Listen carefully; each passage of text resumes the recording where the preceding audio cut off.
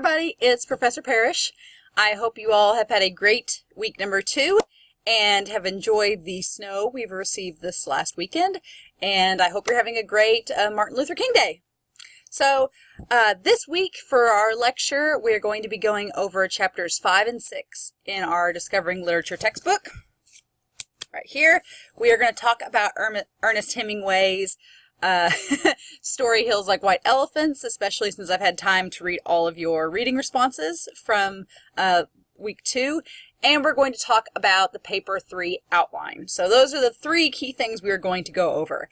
As you can see, the lecture video looks a little bit different. That is because my previous computer went kaput. So this is on a new computer, which I'm actually really excited about. I had been using a Mac. My old computer I got back in 2013, and so I'd had it for about 6 years, and I like both PC and Mac. I use a PC for work, and I like a Mac a lot, but it was a little bit challenging sometimes because a lot of students have PC, and so trying to convert and showing how files and programs work on a Mac versus PC can be a little bit confusing. So I'm glad I have a PC this time, because if I need to show you all anything, I can be able to show you it the PC version, which I think most students end up having, and they're a lot cheaper, so that's probably the main reason. But anyway, we're going to dive right in. I'm going to change this over. I'm tiny now, which is kind of good, because then when we look at the presentations and the PowerPoints, you will not have words blocked off. Again, something nice to have in the background. So as far as first thing is first, I do want to talk about what we're doing this week. So I'm in student mode, so I'm seeing this page exactly like you would see it. So the 2 things that are mainly due this week are the outline for paper number 1 and the discussion forum. So you will notice that once weeks are complete in the course, they'll have a little check mark by them, and then you can always open it up to see that you've, as you can see, I've not submitted any assignments, so I'm not doing too good in the class. But you can see that assignments are turned in or not, and if they are graded, it will show up here. If it's awaiting a grade, it means I've not got to it yet. But luckily for you all, I have graded everything from week 2, so your grades should all be up to date. So you should be able to go in and see exactly what you made in the course. And please note always in your weekly assignments and course content that the due dates are listed.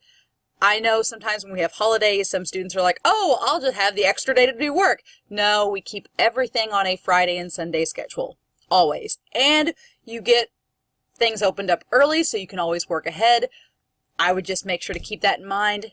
If you by some chance forgot to turn in an assignment, which most of you did turn in everything this week, which is awesome, but if you ever do forget an assignment, just move forward. Don't worry about it. Just keep going. Now, obviously, if it's a big assignment like a paper or a test, then, don't blow that off, because that's a very important assignment.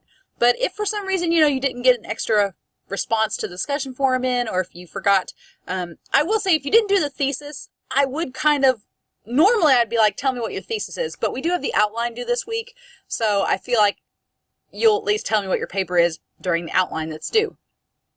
Speaking of which, this is week 3. We are still on fiction. In your Discovering Literature book, chapter 5, the terminology is only on page 180 to 182, and the symbolism chapter is 217 to 221, which we're going to talk about today in the PowerPoint.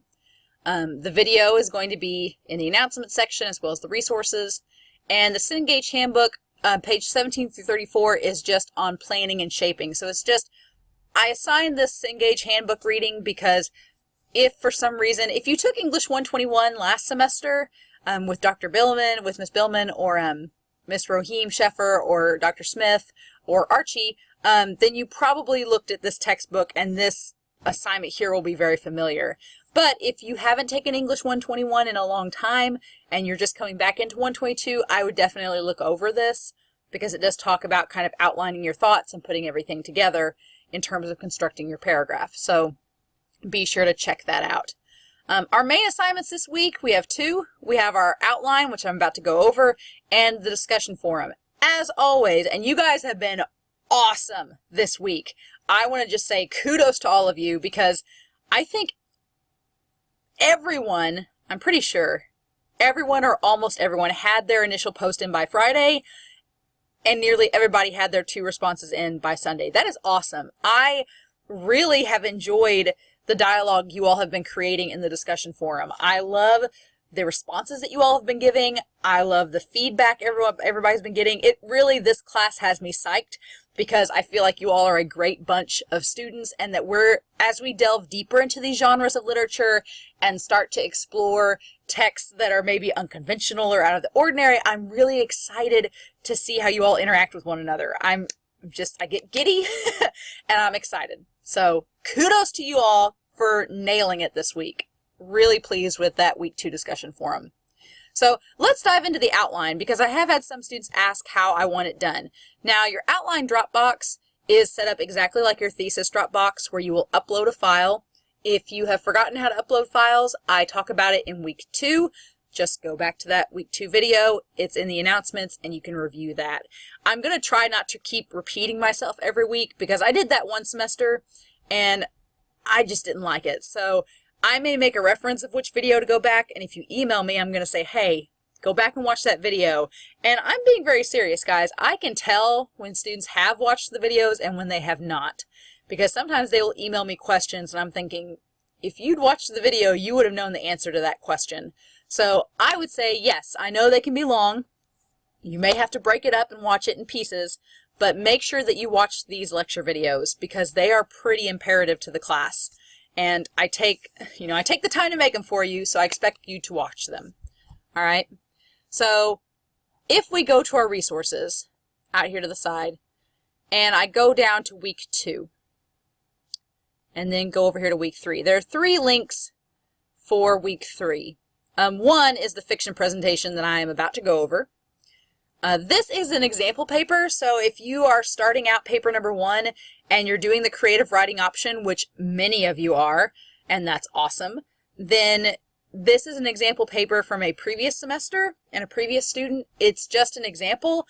As we will talk about in class, everybody's paper is probably going to look a little different, and that's okay. With fiction, you have such a variety of options that everything can look different and it's fine. But if you're curious as to how another student has set their paper up in the past, this example, if you download it, is there for you. All right, but we're going to go to the outline guidelines. I've already got them downloaded, so we're going to pull them up here. All right, so I will be honest with you all. When I was in my freshman and sophomore year here at SIC, I didn't want to outline at all. I very much in high school was English oriented. It was my favorite subject. I felt like writing papers came naturally to me, and I could just sit down at a computer and in 2 hours chuck out a paper. That's just who I was as a student. And so the idea of having to do an outline really frustrated me, because I'm like, I know what I'm writing about. I don't need an outline. And then the first few semesters of college, I quickly realized, oh, I'm writing a lot longer papers than I was in high school. And these papers are more detailed and have more parts. And I need to keep my ideas focused and organized. And I slowly came around to the idea that I actually do like outlines and that they are important as a writer to utilize. So I was a naysayer, and now I'm kind of a believer in outlines. And for this class, I think that they will be very important, because especially when we get to our last paper, a lot of students, when they first see that last research paper, they're like, oh, it's so long. How am I going to write a paper that long? And I'm thinking, we will have practiced doing outlines 3 times over by the time we get to that research paper, and you will all be experts at writing outlines. And when you organized your thoughts for that last paper, I would say 90% of students instantly within that outlining of that research paper, they go, oh, yeah, I've got this. I can get this paper. I've got all my points. I've got all my things I'm going to talk about and touch base on. Yeah, I've got this. And I feel like that by the time we hit that paper 4 outline, most students are instantly confident about their writing and being able to organize and structure that paper. So that's my goal anyway, is to have you all comfortable with organizing your thoughts and getting your paper kind of prepped and ready to go. Now, outlines do vary for some instructors. Some instructors want very detailed outlines that are almost drafts themselves, and others want like the bare minimum, bare bones essentials. I'm not quite in the middle. I lean a little bit more towards the bare bones, only because I realize the outlines are works in progress. They are not finalized. They are not set in stone. You can have your topics, your points all lined out, and then by the time you get to that last point, you might be like, I need to reword this or rephrase it or drop it or add on to it. You know, writing is a living practice. So you're constantly revising and changing and editing and adding on and cutting out, and it's very much a living, breathing document. So your outlines are only in progress. They are only temporary. They are just tentative. Here's what I'm going to do, I think. And so I just want to see as an instructor that you know where you are going with your paper. So as you can see here with this example, your outline should include the following. It should include an introduction paragraph.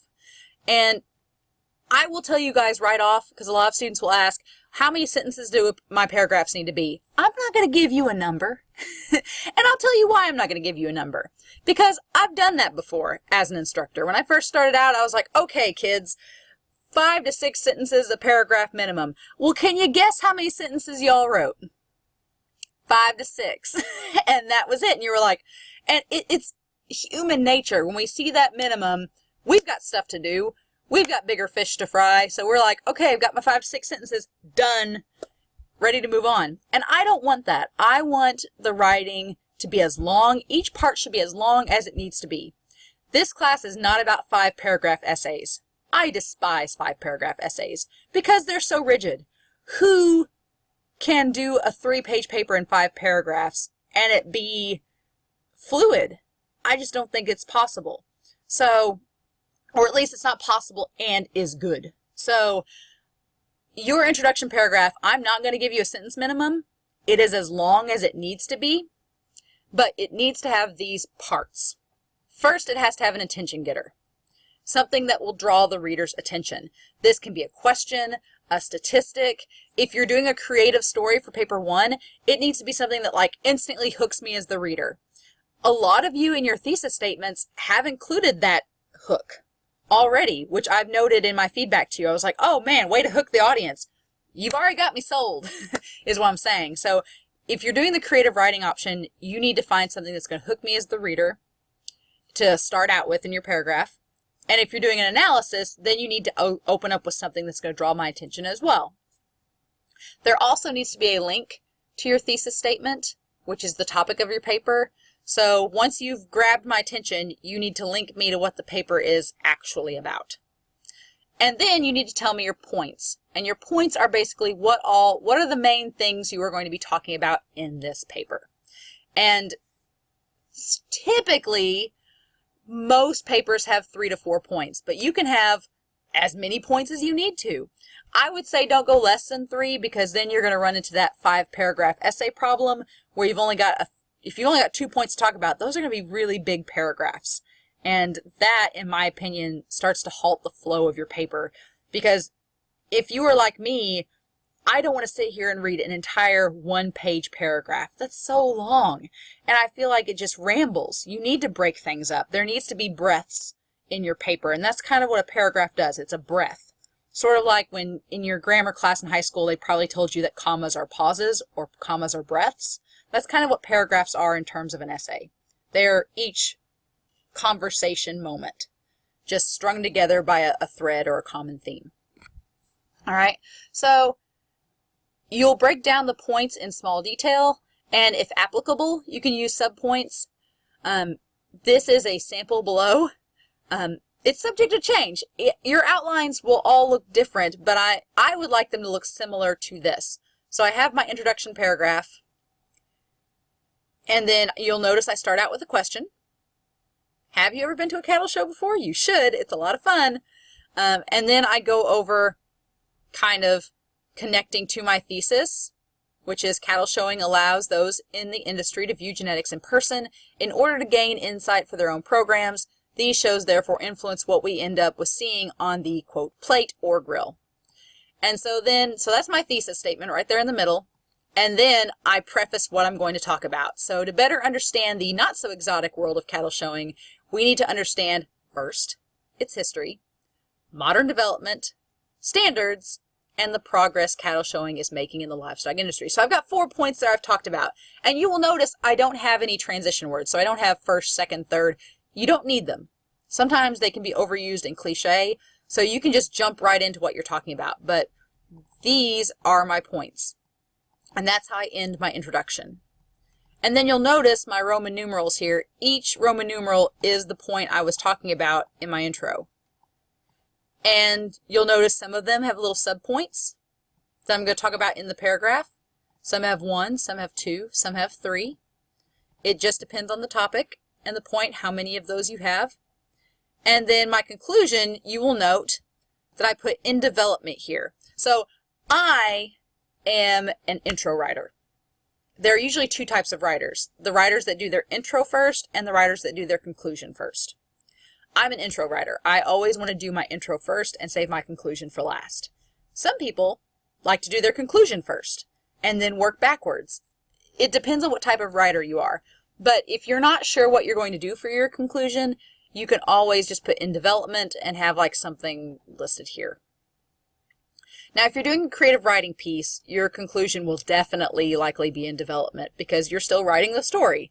So you can definitely put that here, in development, creative writing piece for your conclusion right here. And I will understand what you mean. All right. Those of you that don't want to spoil me as to what happens in the story, you can put that in your outline. You can say spoilers and just put some kind of vague generalization of what the point is if you don't want to be specific. Because I have had students do that before, where they want to keep the spoilers until I actually read the story. And I'm glad they do that.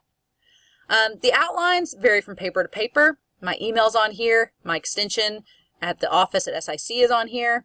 The main thing, and here's the thing I want to emphasize, the main thing with these outlines is that you create a structure, a bare bones structure of your paper that you can develop and grow as you write the actual draft. That's my point. That this draft should be a foundation of your paper and then you expand upon it.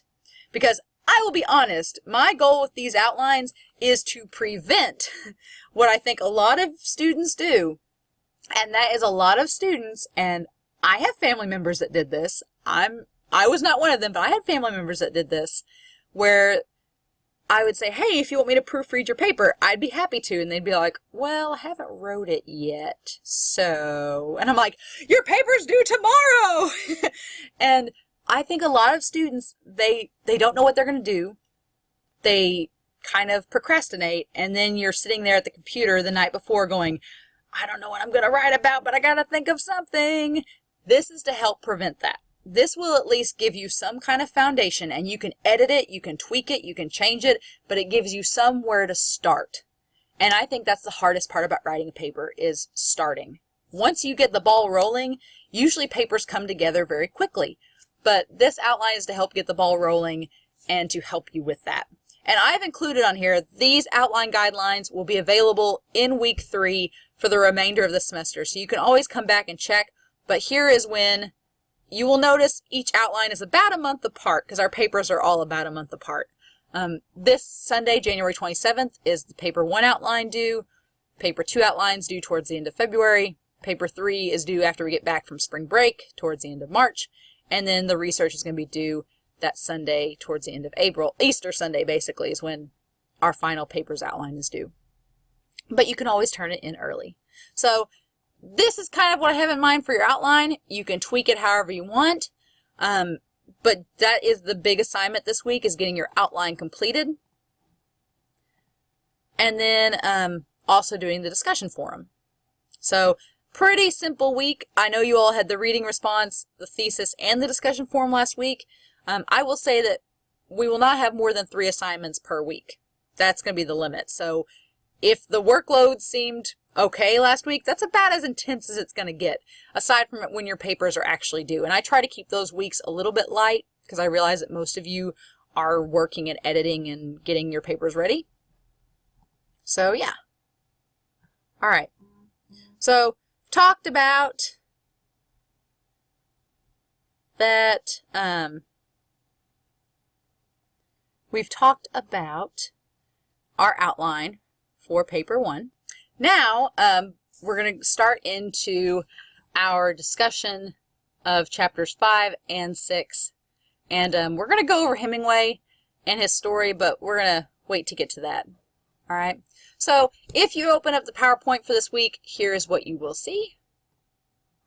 Point of view and symbolism. So chapters 5 and 6, and this starts on page 179 in our Discovering Literature textbook. All right. So there's quite a lot of work. Let me move this here. There we go. Quite a lot at work with chapter 5 on point of view. The elements of fiction all work together to make a good story. I would argue that setting, character, and plot, those first 3 elements are crucial to a story. Every story has to have those 3 consistently. If you don't have a plot, if you don't have characters, or if you don't have setting, your story will be fundamentally flawed. Once we get to point of view, the other elements of fiction are necessary to have a good story, but you have a lot more leeway and a lot more freedom to the types of point of view, the types of style, the types of symbolism that you use throughout. This is where things get a lot more subjective in terms of what makes a story good or bad. All right, so point of view, we start out in the chapter talking about the narrator. They are the one that observes the events of the story and who we learn the story through most of the time. Now, there are several types of narrators which are listed in our textbook, and I've listed them out here. The first is the limited narration, and that is when we only know what the narrator knows. So the narrator and us as readers are on the same page. I would say the most popular example recently that I can think of would be either Twilight or The Hunger Games. They're all told through first-person perspective. They are all a limited narrator, where we only know as much as Bella Swan or as much as Katniss knows. We only know what they know. So there's a lot that is unknown in the world of that story that we gradually find out as the story goes on. That's limited narration. Omniscient, on the other hand, is the exact opposite, and that's when the narrator is all-knowing. Usually the narrator is God, or the narrator is like a spirit or a person, or it doesn't even have to be supernatural. The narrator could simply be someone that knows all of the events that have already happened and is telling us a story as if we're looking back at the past. Like maybe the story takes place in the past and the narrator knows everything that's already happened. We're just learning it through them. So that is an omniscient narrator. A more recent type of narration that has become really popular in the last, I'd say 5 to 6 years, is an intruding narrator. This narrator can comment to the reader. They break the fourth wall. The most obvious, on-the-nose recent example would be Deadpool. Deadpool is classically known for breaking the fourth wall and interacting with the audience.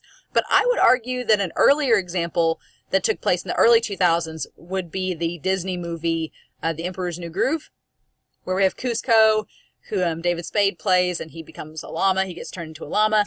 There are several times in that movie that David Spade's character will literally stop the film and point out something to the audience, and that is an intruding narration. And it's usually used for comedic effect, if you'll notice, because the joke is that usually when we read a story, the characters in the story don't know that we're reading about them. And so an intruding narrator sort of breaks that wall between the text and the reader and says, ha, I know you're looking at me and I know you're watching my story. And it's kind of unnerving, but it's usually meant for comedy. And it's usually effective if it's done properly. Then we have types of first and third person narration. Now, we talked last week about how first person is I, me. It's all through the perspective of that character. And third person is us looking at them like a fly on the wall situation. So third person objective is when the narrator is matter of fact or removed from the text. So oftentimes I think of a documentary. Like if you watch, there was a documentary on penguins that Morgan Freeman narrated. Was it March of the Penguins? Maybe. But he narrates it, and Morgan Freeman is not there with the penguins. He's never been there with the penguins, but he's just objectively giving us the facts. He's just a voice reading a script and telling us what's going on. So there's no emotion. It's just all fact-based and very removed from the story and its events. That's third-person objective. Objective means it's factual and matter-of-fact. Subjective means it's all to our own emotional interpretation. First-person autobiographical, the difference between a biography and an autobiography is I can write a biography about anybody. I could write a biography about Dr. Ray at SIC, or I could write a biography about Mr. Lees. But an autobiography is when only I can be the narrator. Like my story is my own autobiography. So first-person autobiographical is very much like a confession or a diary, where people are reading the thoughts of myself, but I'm presenting them, in a way that it reads like a diary or like a secret almost. And sometimes when you have a first-person autobiographical account, that person will adopt perhaps a persona, which we learned last week was adopting a mask, over their actions so that we think that they're somebody that they're not. And then finally, first-person observer.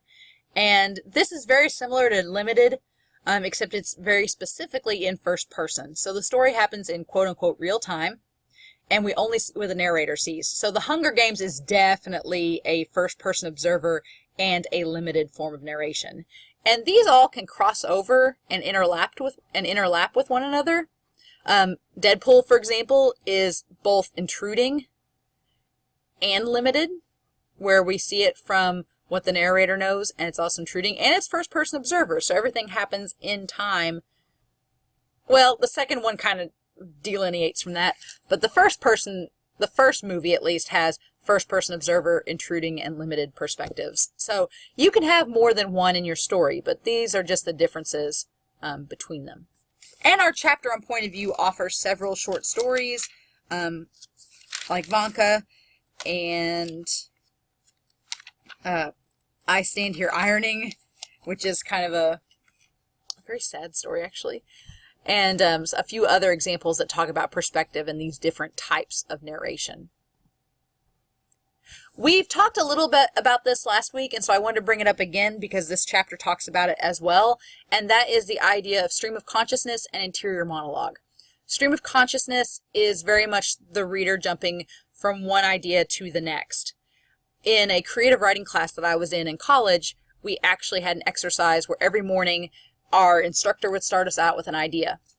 She would say, Miss Carmen would go, okay, so my thought for the day is this.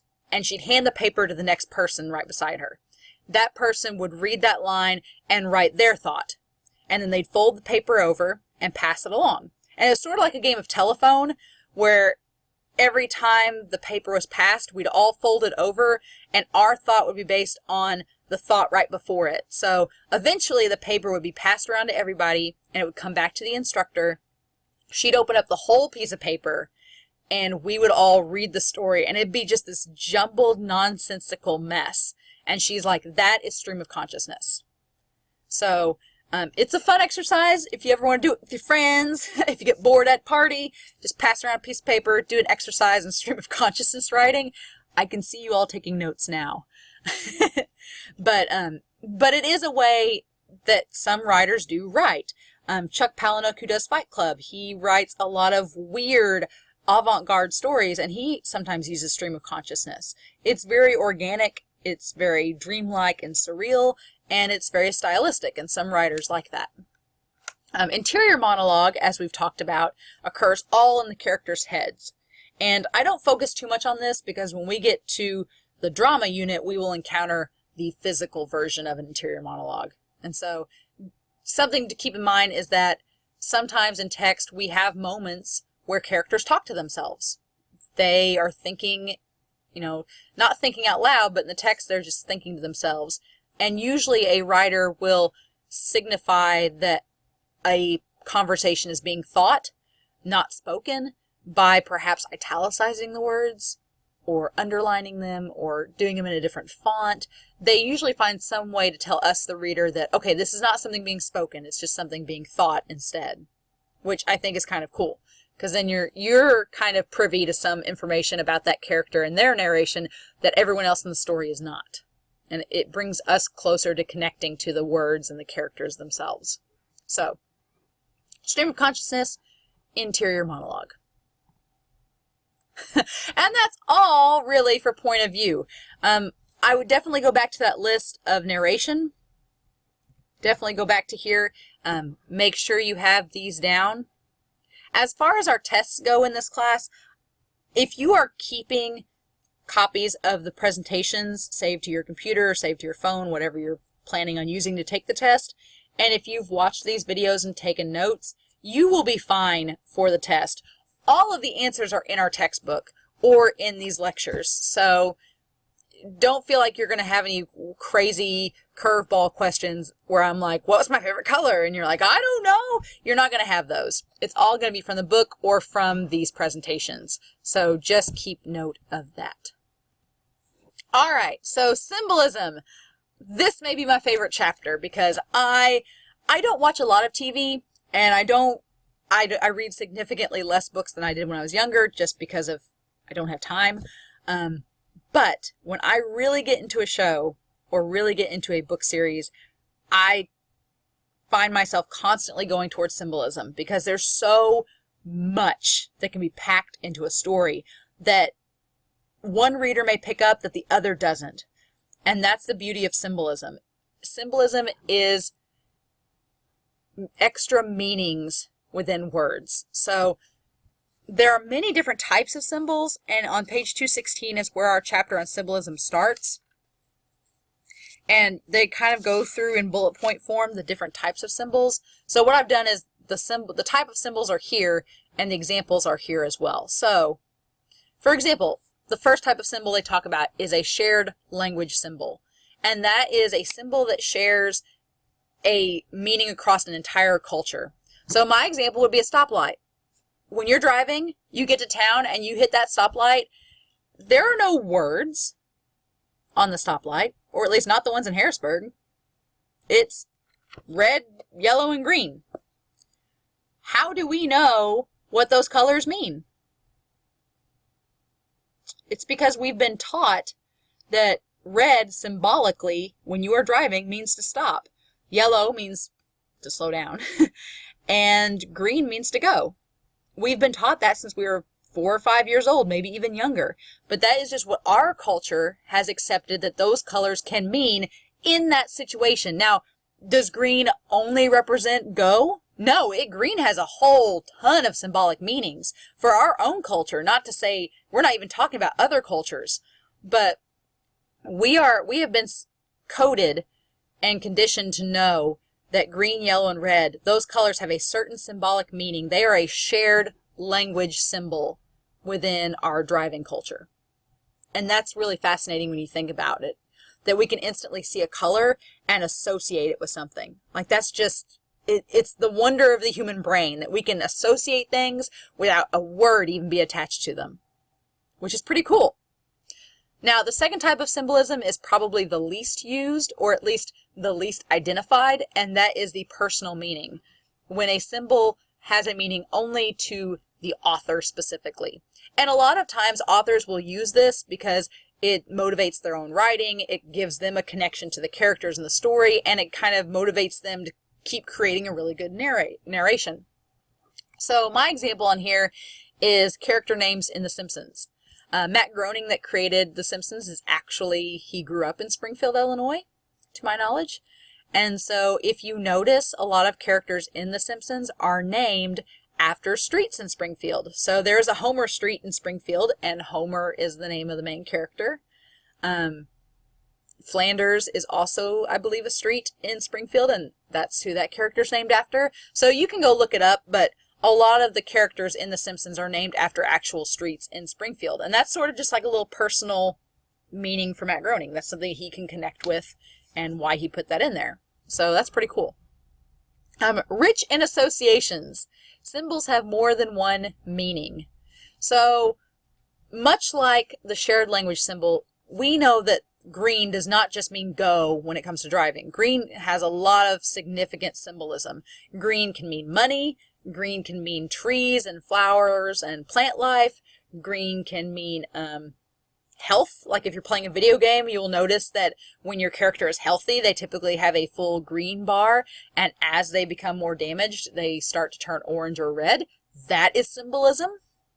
But also, colors can have drastically different meanings across cultures. So in the United States, we normally would wear white at a wedding because white is just a symbolism. It's a symbol we associate with weddings. Whereas if you go to more Eastern countries like China or Japan, oftentimes they wear red. And white is more of a symbol of death. Whereas we associate black with a symbol of death. So there's just different associations and symbolic meaning that we attach to symbols based on what culture that we follow. Ambiguous symbols are symbols that don't have a direct or clear meaning. And I will say one of the shows that I do really like that I've watched recently is Twin Peaks. I finally caught up on the 1990s Twin Peaks, and I'm watching the current one now. You want to talk about ambiguous symbols? Twin Peaks has a lot of ambiguous symbols where it's very much left to the reader's interpretation. There's some clear meaning and you can kind of get a sense for it, but it's never spelled out. It's never, this is exactly what this means. It's always left up to the reader's interpretation of how far that symbol goes. And trees in Twin Peaks is a very symbolic thing, where they have multiple meanings, multiple ramifications for what happens in the story. So, interesting. And then finally, full context. The symbols don't necessarily have a full meaning until the end of the story. So I talked to you all in the last video about how I've been ruined on the Hunger Games because way too many people in my classes have wrote papers about them, so I'm ruined. But the Mockingjay, I read that in the first book and I was like, oh, that's a cool animal. It's a mix of a mockingbird and a jaybird. How cool. And then a student ruined it by, in the last paper, telling me about the symbolism. And I was like, oh, yay. But yeah, so you have a situation like that where once the entire story wraps up, you sort of see the symbolic elements of those symbols in play. So very different types of symbolisms, and symbolism is huge. Like there can be so many in a story. Harry Potter, J.K. Rowling, you could analyze that book for days and find so many symbols, tiebacks to mythology, Greek and Roman, tiebacks to history. You can, I mean, a good story will usually have a lot of symbolism within it. And some of it may seem very obvious and simple, and some of it can be very complex and subjective, where each person interprets it a little differently. And that's kind of the beauty of symbolism. You can use it as much or as little as you want, as deep or as surface level as you want, and it can still be done effectively. That's something that I like about these symbols that we're getting to this week and in week 4, is they are very subjective. Some of your stories that you all are doing for paper 1, some of you may have a lot of symbolism present. Some of you may have hardly any at all. So that's kind of the cool thing, is that you as a writer get to decide, okay, I know I need symbolism to make my story complete, but how much do I want to do? What types of symbols do I want to do? And you're kind of in control of that. And I think that's pretty impressive. All right, on page 220 and 221, I'm just focusing on a little bit more symbolism. We have these 3 terms. The central symbol is the symbol that a story revolves around, that becomes the focal point.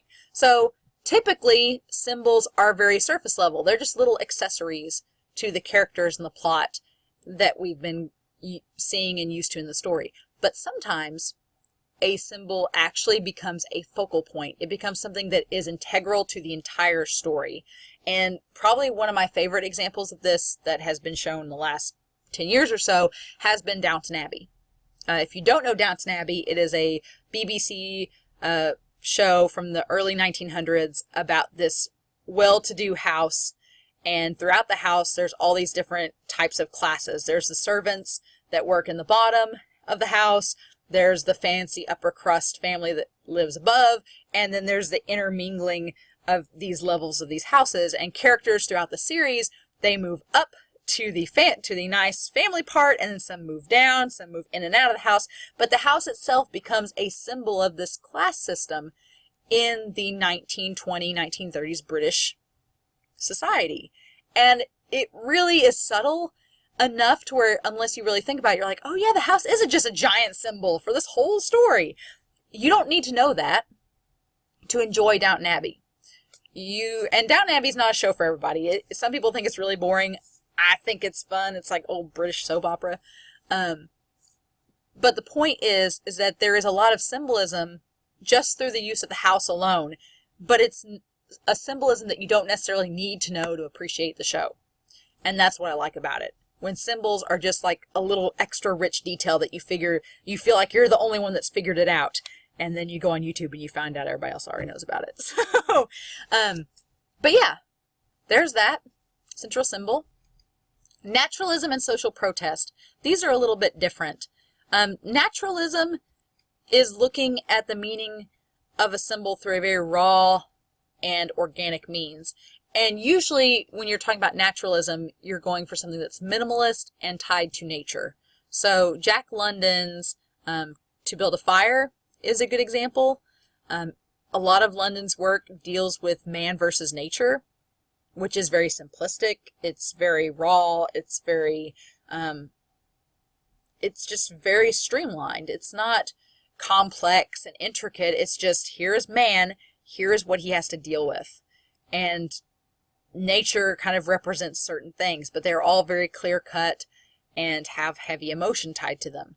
So that's kind of what naturalism is, when you're just looking at a very raw, simplistic symbol against something in the story.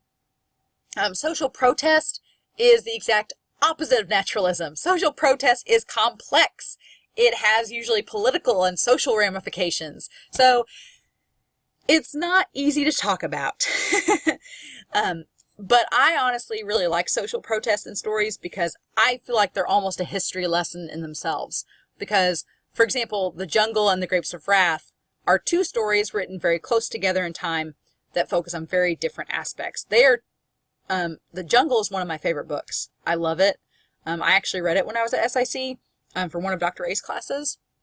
I don't know if he still requires The Jungle to be read, but I read it and fell in love with it.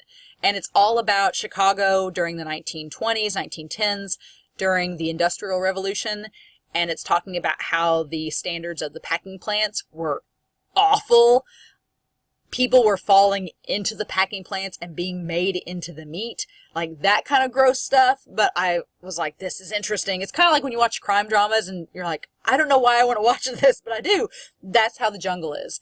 And The Jungle was really important, actually, in real life because it was making a social protest. It was saying, hey, Upton Sinclair, who wrote the book, he said, here's all these terrible working standards that are going on in our country right now. We need to do something.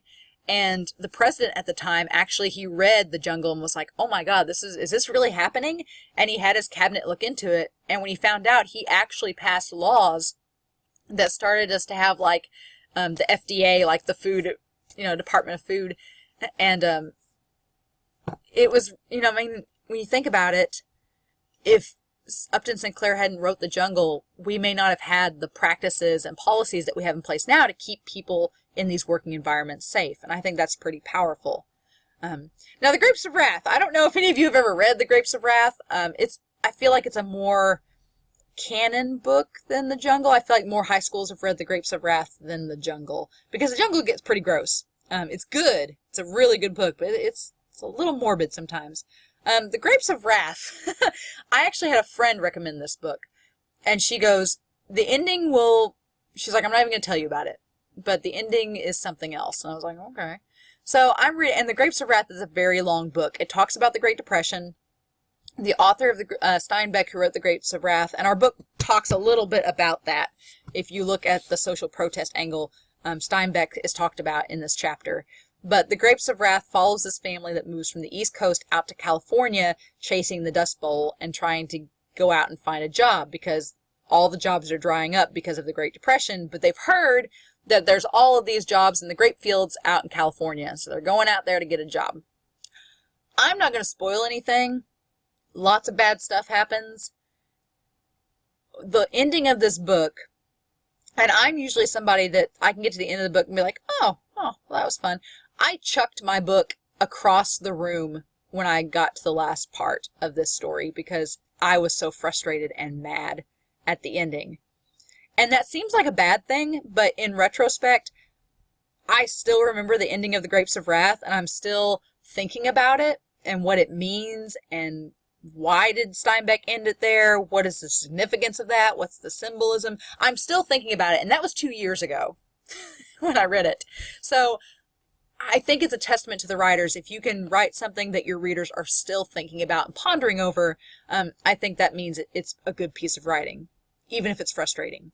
So if you have time and you really want to give yourself just a mind trip, go read The Grapes of Wrath. It's good stuff. And that's our chapters on point of view and symbolism. So chapters 5 and 6, next week we are going to get back and do chapters 7 and 8, which will finish up our fiction unit. So I really like symbolism and point of view. I think that they are two excellent elements that you absolutely need in your papers in order for them to be good. So again, for this week, you have the discussion forum. Got to log back in. I've talked too long. You have the discussion forum that's due this week, and you also have the outline for paper 1, which somebody has already completed. And both of these, obviously your initial post is due Friday, your responses are due Sunday, and the outline is due Sunday as well. So if you all have any questions, as always, you can email me. I will be back at SIC on Tuesday, so you can call if you need anything.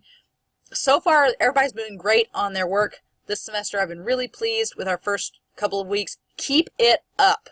I want this semester to be awesome. I'm looking forward to seeing your outlines, and I hope you all have a great remainder of your snow day and an excellent week to come. See you all for week 4. Have a great week, and I'll talk to you guys later.